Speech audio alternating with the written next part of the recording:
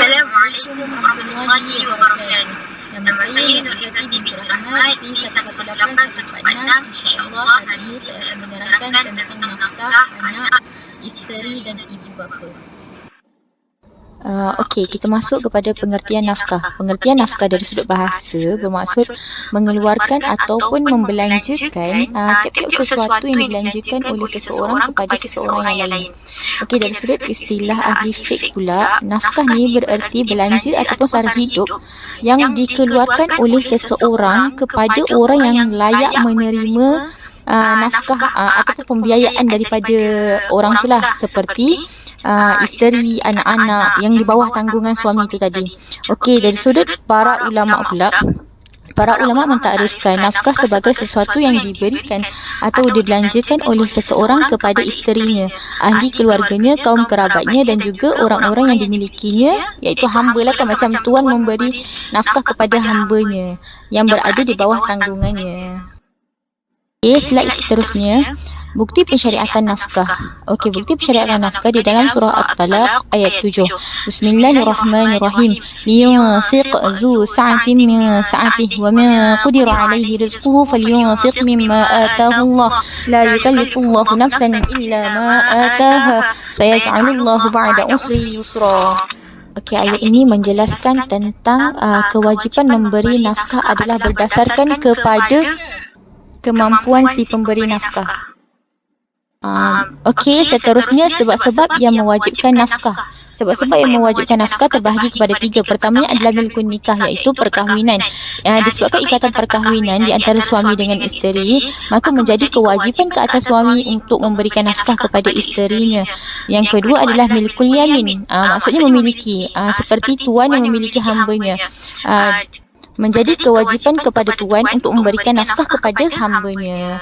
Okey, seterusnya qarabatul ba'diyah. Qarabatul ba'diyah ni iaitu kaum kerabat, seperti bapa dan seperti anak-anak lah. Maka menjadi kewajipan kepada bapa untuk memberi nafkah kepada anak-anaknya, ataupun anak-anak memberi nafkah kepada bapanya dan ke atas. Terusnya, tanggungjawab memberi nafkah. Tanggungjawab memberi nafkah terbahagi kepada 4. Pertamanya adalah tanggungjawab memberi nafkah suami kepada isteri. Keduanya usul, iaitu orang tua dan ke atas, kepada furuk, iaitu anak-anak lah. Yang ketiga adalah furuk kepada usul, iaitu furuk anak-anak kepada orang tua. Dan yang keempat adalah berbeza agama, sama ada usul kepada furuk, furuk kepada usul, ataupun suami kepada isteri, isteri kepada suami. Kita masuk kepada bagaimana nafkah itu boleh dilaksanakan. Okey, nafkah ni boleh dilaksanakan dengan 2 cara. Sama ada di pembayaran secara terus, iaitu pembayaran secara tunai ataupun dengan cara bank in, ataupun yang kedua dengan cara pemotongan gaji dan penahanan pendapatan. Okey, kalau macam pemotongan gaji ni macam biasa kalau tentera-tentera ni kebiasaannya lah, contoh tentera-tentera dia dah siap-siap dah potong nafkah isteri tu dan di bank, maksudnya dan dimasukkan terus kepada isteri punya bank lah, sebagai orang kata pemotongan gaji untuk memberikan nafkah kepada isterinya. Terusnya kita masuk kepada nafkah suami kepada isteri. Ulama bersepakat bahawa menjadi kewajipan suami untuk memberikan nafkah kepada isterinya walaupun isterinya tu berpendapatan dan berharta. Okey, jika si isteri tu redha, si suami tu tak memberikan nafkah kepada dirinya, kewajipan nafkah tu terlepaslah daripada suaminya. Tetapi andai kata berlaku sebaliknya, iaitu isteri tu tak redha atas apa yang berlaku, maksudnya isteri tu tak redha, suami tu tak memberikan nafkah kepada dirinya, maka nafkah tersebut dikira sebagai hutang. Okey, kita masuk kepada kadar. Kadar memberi nafkah tu mengikut kepada kemampuan si suami tu tadi. Okey, ijma' ulama mengatakan memberikan nafkah kepada isteri dan anak-anak lebih utama berbanding kepada orang tua. And then kewajipan memberi nafkah iaitu wajib walaupun si suami tu jatuh miskin, tak ada duit, still suami tu kena berusaha untuk memberikan nafkah kepada isterinya dan orang-orang yang di bawah tanggungannya. Okey, kita masuk pula kepada nafkah yang wajib diberikan kepada isteri. Nafkah yang wajib diberikan kepada isteri ialah tempat tinggal, makanan, pakaian, alat-alat untuk membersihkan diri. Lepas tu pembantu rumah. Pembantu rumah ni jika perlu je ataupun jika mampulah baru bagi pembantu rumah. Dan seterusnya barang dapur dan barang rumah yang ini ada sesetengah pendapat mengatakan benda ni perlu. Benda ni adalah satu nafkah.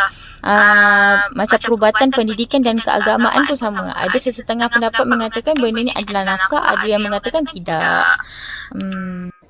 Kalau ulama klasik hanya mengatakan makanan, pakaian, tempat tinggal, alat-alat untuk membersihkan diri serta pembantu rumah jika perlu sahaja. Namun lagi 4 tu macam barang-barang rumah, barang dapur, perubatan, keagamaan dan pendidikan tu itu lebihnya kepada amalan di Malaysia lah. Bila kegagalan menunaikan nafkah dikira sebagai hutang. Okey, untuk nafkah isteri ni dia dikira sebagai hutang bila bermulanya kewajipan, iaitu masa akad nikah kan. Masa sahnya akad nikah tu maka bermulalah kewajipan suami memberikan nafkah kepada isterinya. Namun bagi nafkah anak dia dikira sebagai hutang apabila adanya perintah daripada mahkamah. Okey, lepas tu bilakah perintah nafkah untuk isteri akan dihentikan? Okey, perintah nafkah untuk isteri dihentikan ada 2 keadaan. Sama ada pertama isteri tu didapati berzina dan tidak lagi duduk dengan suaminya, ataupun yang kedua wujudnya perintah penceraian terhadap isteri tersebut. Maka dengan itu nafkah terhadap isteri dihentikan. Okey, apa yang menyebabkan gugurnya pemberian iddah nafkah iddah kepada isteri? Bila mana? Okey, dia akan gugur bila mana si suami itu tadi didapati meninggal dunia ketika mana isteri itu masih lagi dalam iddah. Maka automatik gugurlah pemberian nafkah terhadap isteri yang iddah. Undang-undang yang berkaitan dengan nafkah bagi seorang isteri. Dalam Undang-Undang Keluarga Islam Wilayah-Wilayah Persekutuan 1984, Seksyen 59 memperuntukkan bahawa menjadi kewajipan seorang suami untuk memberikan nafkah kepada isterinya. Peruntukan Seksyen 59 itu tadi hendaklah dibaca bersama dengan Seksyen 65/1 Akta yang sama, iaitu Akta Undang-Undang Keluarga Islam Wilayah-Wilayah Persekutuan 1984. Dalam peruntukan ini dia menjelaskan tentang hak seorang isteri untuk mendapat nafkah lepas cerai itu akan automatik terhenti apabila isteri itu dah habis tempoh iddah, ataupun yang kedua isteri itu didapati nusyuz. Bentuk nafkah yang suami kena sediakan apabila isterinya diceraikan. Okey, pemberian nafkah ni bergantung kepada keadaan isteri itu sendiri, sama ada isteri itu ditalak ataupun diceraikan dengan talak raj'i, ataupun diceraikan dengan talak bain, ataupun diceraikan ketika mana mereka belum lagi bersetubuh. Okey, bagi isteri yang ditalakkan dengan talak raj'i, mereka disediakan 4 perkara, iaitu pertama adalah makanan, pakaian, tempat tinggal dan apa-apa yang dikira perlu bagi seorang isteri itu seperti perubatan dan sebagainya. Adapun bagi isteri yang ditalakkan dengan talak bain, kita kena tahu sama ada isteri itu mengandung ataupun tidak. Kalau isteri itu mengandung, dia dapat sama, maksudnya nafkah tu disediakan sama dengan isteri yang diceraikan dengan talak raj'i, iaitu 4 perkara itu tadi. Pertama adalah makanan, pakaian, tempat tinggal dan apa-apa yang dikira perlu seperti perubatan dan sebagainya. Namun kalau isteri itu diceraikan tetapi dalam keadaan tidak mengandung, maka dia hanya disediakan tempat tinggal sahaja. Tetapi okey, seterusnya kalaulah isteri itu diceraikan tetapi belum berlaku persetubuhan, maka isteri itu tidak mendapat apa-apa nafkah daripada suaminya. Okey, lepas tu perempuan yang nusyuz tidak layak untuk mendapat apa-apa nafkah daripada suaminya ketika dalam iddah. Seperti mana dalam kes Rita Rudaini lawan dengan Aidil Zafwan.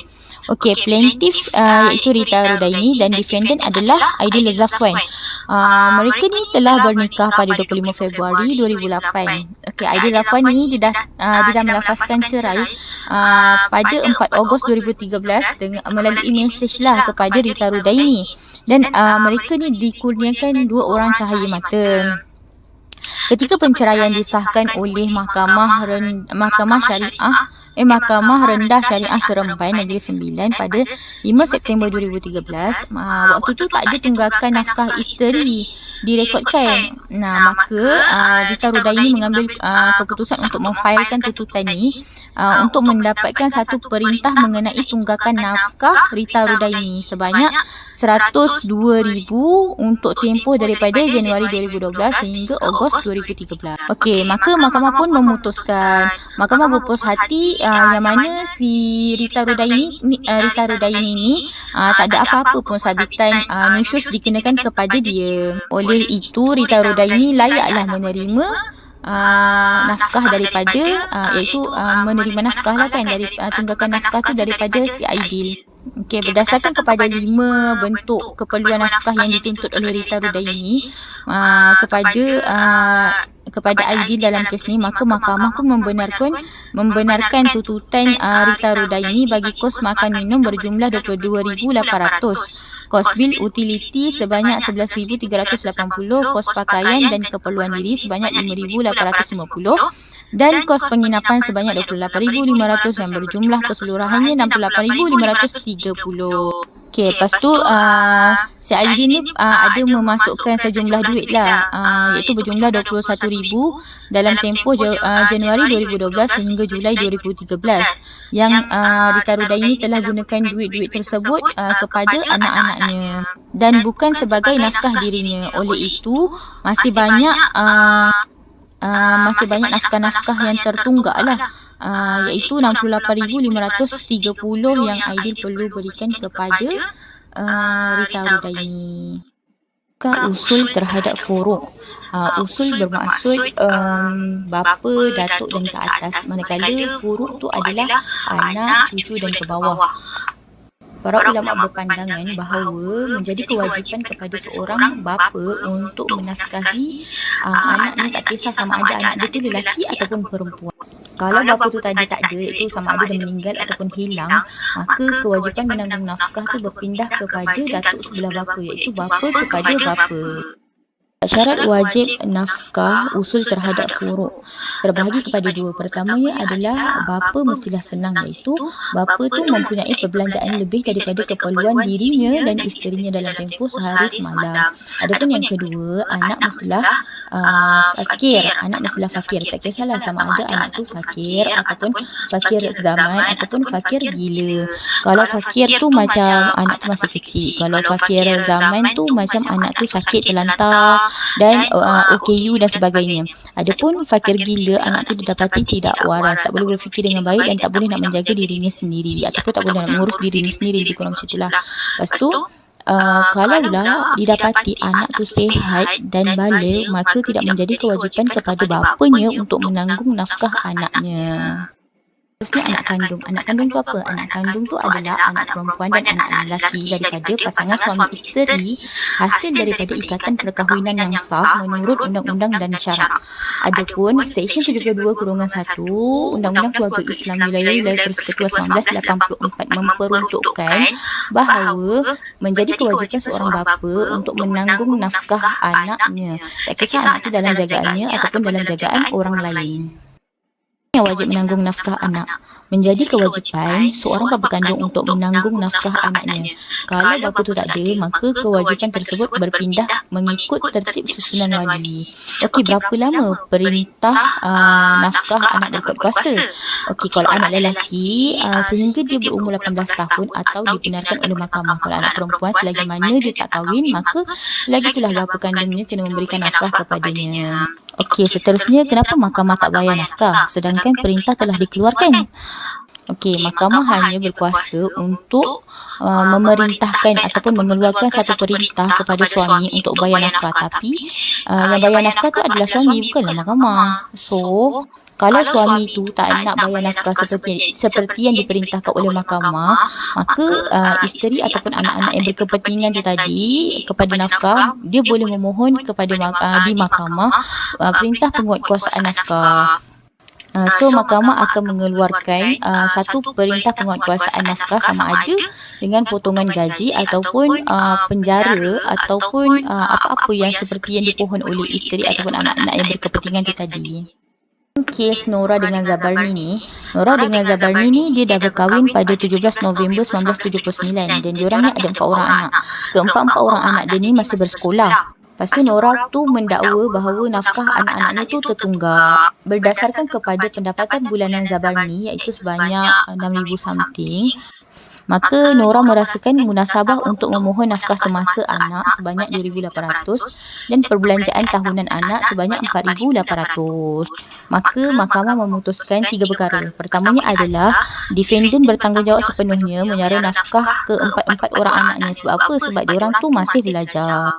And then yang kedua adalah defendant ni seorang yang berkemampuan walaupun tak kaya, tapi permohonan Nora iaitu sebanyak 2,400 sebulan adalah tinggi dan di luar kemampuan defendant tu lah. Defendant iaitu Zabarni tu tak mampu pun nak bayar sebanyak 2,400 sebulan. Maka mahkamah memerintahkan Zabarni untuk bayar nafkah ke empat-empat orang anaknya iaitu sebanyak 1,160 sebulan. Pembayaran nafkah tersebut melalui potongan gaji. Okey, ada pun yang ketiga, pada setiap bulan Disember pada setiap tahun bermula daripada tahun 2002, defendant diperintahkan untuk membayar perbelanjaan tahunan anak-anaknya. Perbelanjaan macam perbelanjaan raya dan perbelanjaan sekolah anak-anaknya iaitu sebanyak 1,800. Seterusnya anak tak sah taraf. Anak tak sah taraf ni dikenali sebagai anak luar nikah. Okey, menjadi kewajipan kepada ibu kandungnya untuk menanggung nafkahnya. Dalam Undang-Undang Keluarga Islam, wilayah Persekutuan 1984 memperuntukkan berkenaan dengan anak tak sah taraf ni dalam Seksyen 80 dan 85. Seksyen 80 berkenaan dengan menjadi kewajipan seorang ibu kandung untuk menanggung nafkah anaknya. Adapun Seksyen 85 berkenaan dengan penjagaan anak tak sah taraf adalah anak yang dibenarkan oleh mahkamah untuk diangkat ataupun diangkat semula. Siapa yang wajib memberikan nafkah kepada anak angkat ni? Kebiasaannya orang yang mengambil anak tu sebagai anak angkat, maka dia yang wajib memberikan nafkah kepada anak tersebut. Setakat mana mak bapak kandung anak angkat tersebut tak mampu memberikan nafkah kepada anak dia ataupun tak berbuat demikian tak nak bayar nafkah dan sebagainya. Dan mahkamah boleh buat apa-apa perintah yang perlu bagi memastikan kebajikan kanak-kanak, iaitu kebajikan anak angkat tu terbela. Okey, undang-undang yang berkaitan dengan anak angkat ada 3. Pertamanya dalam Seksyen 35 Akta Kanak-Kanak 2001 memperuntukkan tentang pengambilan anak angkat di bawah jagaannya. Adapun yang kedua adalah Seksyen 9-1 Akta Pengangkatan 1952 memperuntukkan bahawa anak angkat adalah anak sah taraf bagi ibu bapa angkatnya. Adapun yang ketiga, Seksyen 78 Ordinan Undang-Undang Keluarga Islam Sarawak 2001 memperuntukkan kewajipan menanggung nafkah. Nafkah anak yatim dan anak yatim piatu. Anak yatim adalah anak yang telah kehilangan bapanya dan belum mencapai umur baligh. Kalau dia dah capai umur baligh, maka dia tidak lagi dinamakan sebagai anak yatim tau. So, kewajipan memberikan nafkah dia adalah di bawah tanggungjawab keluarga lelaki sebelah arwah ayah dia. Dalam Seksyen 72-2 Undang-Undang Keluarga Islam Wilayah Persekutuan memperuntukkan tentang kewajipan memberikan nafkah kepada anak yatim. Seterusnya anak yatim piatu adalah orang yang telah seorang anak yang telah kehilangan ibu bapanya dan belum mencapai umur baligh. Dia sama juga macam tadi, kalau dia dah capai umur baligh maka dia tidak dinamakan sebagai anak yatim piatu. Kewajipan memberikan nafkah kepada anak yatim piatu sama je macam anak yatim, iaitu dia ditanggung oleh keluarga lelaki sebelah arwah ayahnya. Nafkah anak susuan. Anak susuan ni adalah seorang anak yang menyusu dengan seorang perempuan yang bukan ibu kandungnya sebanyak 5 kali kenyang dan umur dia mestilah di bawah 2 tahun. Okey, untuk kes anak susuan ni kebiasaannya terbahagi pada 2. Sama ada anak angkat yang dijadikan sebagai anak susuan, maka nafkah di bawah tanggungjawab orang yang mengambil anak angkat tersebut. Adapun keadaan kedua adalah anak orang lain yang hanya menumpang susu seorang ibu sahaja. Contohnya macam anak yang telah kehilangan ibunya, maka bapanya tu menumpang susu. Bapanya tu macam meminta izin seorang wanita untuk menumpangkan anaknya tu menyusu dengan seorang wanita tersebut. maka anak itu dikira sebagai anak susuan. Jadi anak susuan yang dalam kes ni adalah di bawah tanggungjawab bapa kandungnya dari sudut nafkah dia lah. Okey, seterusnya anak tiri. Anak tiri adalah seorang anak yang dibawa masuk dalam perkahwinan baru salah seorang daripada ibu bapanya. Tapi dia adalah hasil daripada perkahwinan ibu bapanya sebelum tu. Maka menjadi kewajipan bapa kandungnya untuk memberikan nafkah kepada anak tiri tersebut lah.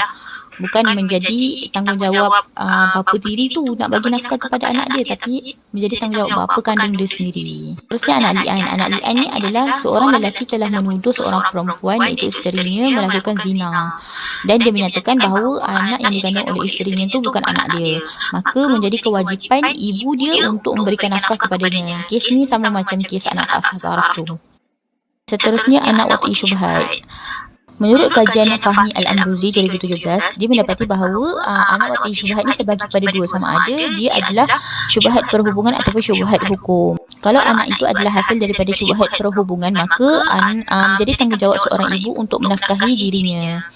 Adapun kalau dia daripada hasil syubhat hukum, maka dia dikira sebagai anak sah taraf. Bila dia dikira sebagai anak sah taraf, maka menjadi kewajipan seorang bapanya untuk menanggung dirinya. Adapun menurut kajian Luqman Hakim 2018, dia mendapati bahawa anak wati syubhat ni adalah anak sah taraf. Menurut enakmen Undang-Undang Keluarga Islam Pahang, maka kewajipan memberikan nafkah adalah di bawah tanggungjawab bapa kandungnya. Okey, Seksyen 113 Akta Undang-Undang Keluarga Islam Wilayah-Wilayah Persekutuan 1924 memperuntukkan bahawa menjadi kewajipan kepada seorang lelaki untuk menanggung nafkah anak wati syubhat bila mana seorang lelaki melakukan persetubuhan syubhah dengan seorang perempuan dalam tempoh 6 bulan kamariah hingga 4 tahun kamariah selepas persetubuhan. Kes Aidora dengan Azman ni, masa permohonan penceraian, mahkamah dah keluarkan dah perintah-perintah berkaitan dengan perkara-perkara selepas penceraian. Oleh itu, atas persetujuan Aidora dengan Azman ni, Azman diminta untuk membayar nafkah anaknya 600 sebulan. Mulai daripada tarikh diorang bercerai lah kan. Tapi dalam kes ni, Aidora dia menyatakan bahawa si Azman ni gagal untuk melakukan perintah yang dikeluarkan oleh mahkamah tu tadi. Mula daripada Mac 1999 sehingga kes ni difailkan oleh Aidora pada 14 Mac 2006, yang mana Aidora menyatakan bahawa tunggakan anak dia adalah sebanyak 12,750. So permohonan Aidora ni untuk mendapatkan perintah saman penghutang penghakiman bagi memaksa Azman membayar tunggakan nafkah anak dia. Maka mahkamah pun memutuskan bahawa Azman perlu membayar nafkah semasa anak termasuk dengan tunggakan secara tahanan pendapatan melalui majikan responden. So kat sini nak dijelaskan adalah tindakan si Azman ni sepatutnya dia lebih mengutamakan anak dia dalam memberikan nafkah, tapi dalam kes ni dia lebih mengutamakan anak tiri dan ibu bapa mertuanya. Maka tindakan Azman tersebut telah menyalahi hukum syarak lah kan. Seterusnya nafkah furuk terhadap usul. Furuk tu adalah anak dan usul tu adalah orang tua. Ada syarat-syarat yang mewajibkan nafkah furuk terhadap usul. Terbahagi kepada 3. Pertamanya, anak tu mestilah senang. Maksudnya anak tu mempunyai perbelanjaan lebih daripada keperluan dirinya dan isterinya dalam tempoh sehari semalam. Adapun yang kedua, bapa tu fakir. Sama ada bapa tu bekerja ataupun tak, dia tak mampu nak tanggung diri dia sendiri. Adapun yang ketiga, nafkah ibu wajib ke atas anaknya dalam 2 keadaan. Sama ada keadaan pertama, suami ataupun bapa tu tak mampu nak menanggung ibunya. Adapun yang kedua, bapanya telah meninggal atau hilang dan ibunya tidak berkahwin dengan mana-mana lelaki lagi. Kalau ibunya dah berkahwin dengan mana-mana lelaki, maka tidak menjadi kewajipan ke atas anak tersebut untuk memberikan nafkah kepada ibunya. Adapun nafkah ibu tunggal ni adalah seorang ibu yang membesarkan anaknya seorang diri, sama ada ibu tu telah kematian suaminya ataupun dia telah diceraikan. Menurut Diaul Hafiz 2020, nafkah ibu tunggal adalah di bawah tanggungjawab wali mengikut susunan wali dan bukan sepenuhnya di bawah tanggungjawab anaknya. Maksudnya bukanlah anak tu kena beri nafkah sepenuhnya kepada ibu tu, tapi adalah menjadi tanggungjawab wali tu juga untuk memberikan nafkah kepada ibu tunggal tu.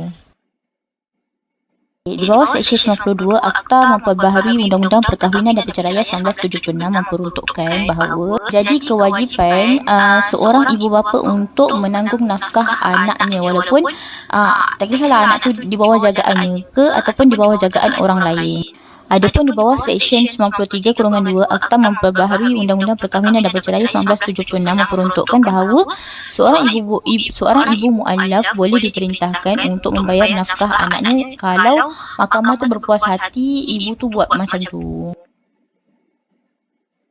Nafkah anak kandungnya itu keadaan kat sini anak dia tu kekal di dalam agamanya tetapi ibu ataupun bapa kandungnya tu memeluk Islam. Okey, boleh jadi ibu mu'allaf ni diperintahkan oleh mahkamah untuk membayar nafkah kepada anaknya yang bukan Islam jika mahkamah berpuas hati untuk ibu mu'allaf tersebut berbuat demikian. Okey, bapa mu'allaf tetap bertanggungjawab untuk memberikan nafkah kepada anaknya walaupun dia dah berbeza agama dengan anaknya. Meskipun bapa mu'allaf tu iaitu tidak mempunyai hak penjagaan kepada anaknya, maka dia tetap perlu bayar nafkah kepada anak tersebut. Kerana apa? Kerana penceraian ataupun perbezaan agama tidak akan melepaskan seseorang daripada menunaikan tanggungjawabnya. Di bawah Seksyen 92, Akta Memperbaharui Undang-Undang Perkahwinan dan Perceraian 1976 memperuntukkan bahawa jadi kewajipan seorang ibu bapa untuk menanggung nafkah anaknya walaupun tak kisahlah anak tu di bawah jagaannya ke ataupun di bawah jagaan orang lain. Adapun di bawah Seksyen 93-2 Akta Memperbaharui Undang-Undang Perkahwinan dan Perceraian 1976 memperuntukkan bahawa seorang ibu mu'allaf boleh diperintahkan untuk membayar nafkah anaknya kalau mahkamah tu berpuas hati ibu tu buat macam tu. Untuk anak tak sah taraf, Akta 1976, mahkamah boleh memerintahkan seorang lelaki untuk membayar nafkah kepada anak tak sah tarafnya sebagaimana anaknya yang sah. Adapun Seksyen 3-2 Akta Perempuan Bersuami dan Anak-anak Nafkah 1990 memperuntukkan bahawa anak tak sah taraf wajar untuk ditanggung oleh orang yang disangkakan bapanya. Kalau dalam hal ni berbeza dengan anak sah taraf bagi orang yang sama agama tadi. Kalau anak sah taraf bagi orang yang sama agama tadi akan ditanggung oleh ibunya seorang sahaja, tapi bagi anak tak sah taraf bagi orang yang berbeza agama ni akan ditanggung oleh bapanya iaitu lelaki yang membuat perbuatan tu dengan ibunya. Terusnya nafkah anak angkat. Seksyen 2 Akta 1976 dan Seksyen 9 Akta Pengangkatan 1952 memperuntukkan bahawa kat situ ada perkataan anak dari perkahwinan tau. So anak dari perkahwinan tu yang dimaksudkan adalah anak angkat dan anak tak sah taraf. Kalau dalam undang-undang sivil anak angkat dengan anak tak sah taraf ni dia dapat kedudukan yang sama dengan anak kandung.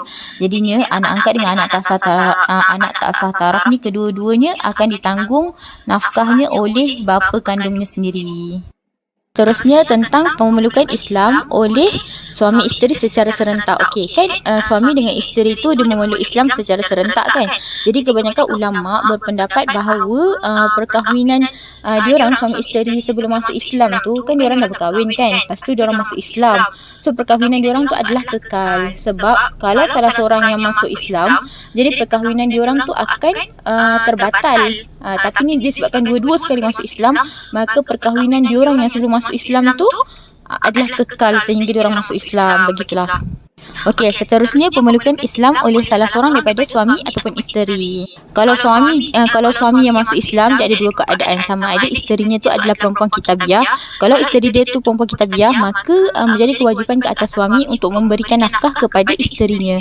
Tapi kalau keadaan kedua adalah isteri dia tu bukan daripada kalangan perempuan kitabiah, maka tidak menjadi kewajipan kepada suaminya untuk memberikan nafkah kepada isterinya.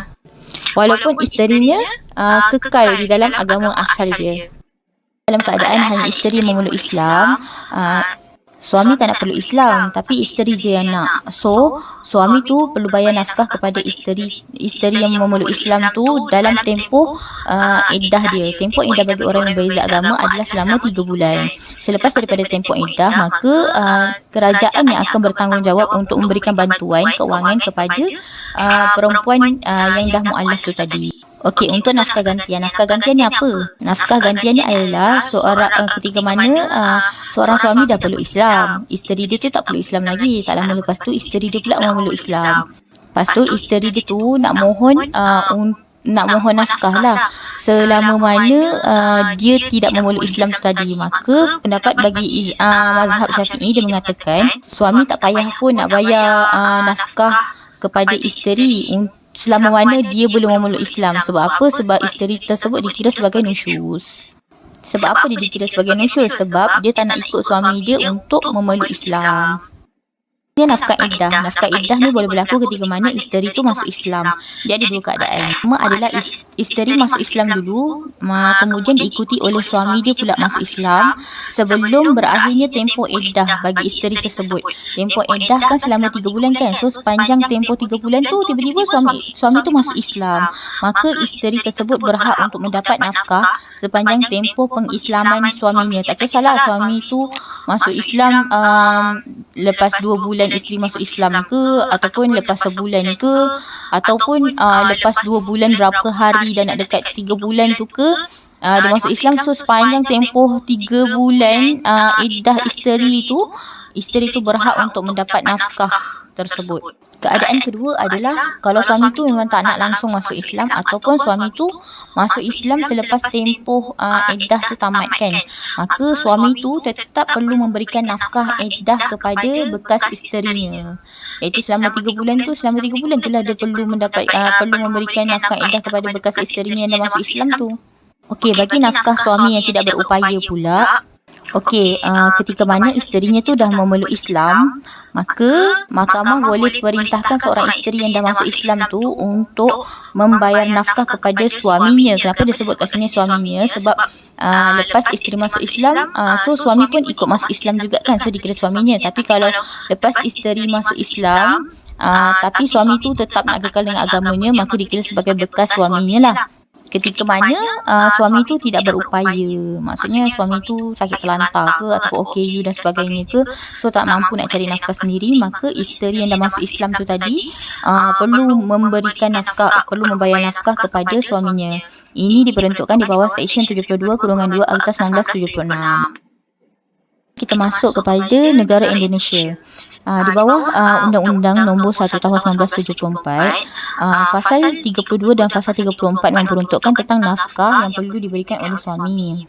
Yang mana suami perlu menyediakan tempat tinggal dan apa-apa yang dirasakan perlu bagi isteri tersebut. Adapun Fasal 45 hingga Fasal 47 memperuntukkan tentang nafkah orang tua kepada anak dan nafkah anak kepada orang tuanya. Pada Fasal 45 menyatakan tentang menjadi kewajipan seorang bapa untuk memberikan nafkah kepada anak tersebut sampailah anak tu kahwin ataupun anak tu mampu untuk menyara hidup dia sendiri. So keadaan ini akan berterusan walaupun bapa dia dah bercerai, bapa dia tetap kena bagi nafkah kepada anak dia. Adapun Fasal 46/2 dia menyatakan kalau anak tu dah dewasa dan mampu menyara hidup dia sendiri, maka bapa tu dah tak perlu dah nak menanggung nafkah anak dia. Fasal 47/1 pasal anak tu masih bawah umur 18 tahun dan dia belum berkahwin lagi, maka dia di bawah tanggungjawab orang tuanya lah, selagi mana dia tidak dicabut kekuasaannya. Untuk had umur pemberian nafkah kepada anak ni sama je Indo dengan Malaysia. Maksudnya selagi mana dia bawah 18 tahun, maka menjadi kewajipan bapa dia untuk memberikan nafkah kepada dirinya. Brunei, negara Brunei kan, dia di bawah Undang-Undang Perintah Darurat Undang-Undang Keluarga Islam 1999. Seksyen 61/1 memperuntukkan tentang kewajipan suami untuk memberikan nafkah kepada isterinya. Adapun Seksyen 75/1 menjadi kewajipan seorang bapa untuk memberikan nafkah kepada anak kandungnya. Sama ada dia bawah jagaannya ataupun di bawah jagaan orang lain. Untuk nafkah anak dan isteri ni sama je macam Malaysia. Dia kira menjadi tanggungjawab bapa dan suami lah macam tu untuk memberikan nafkah kepada orang-orang yang di bawah tanggungannya. Terusnya, Seksyen 83/1 memperuntukkan tentang anak tak sah taraf lah kan. Anak tak sah taraf ni menjadi kewajipan seorang ibu untuk memberikan nafkah kepada anak tak sah taraf ni, melainkan anak yang dilahirkan akibat rogol. Dalam Seksyen 81/1 berkaitan dengan anak angkat, menjadi kewajipan kepada orang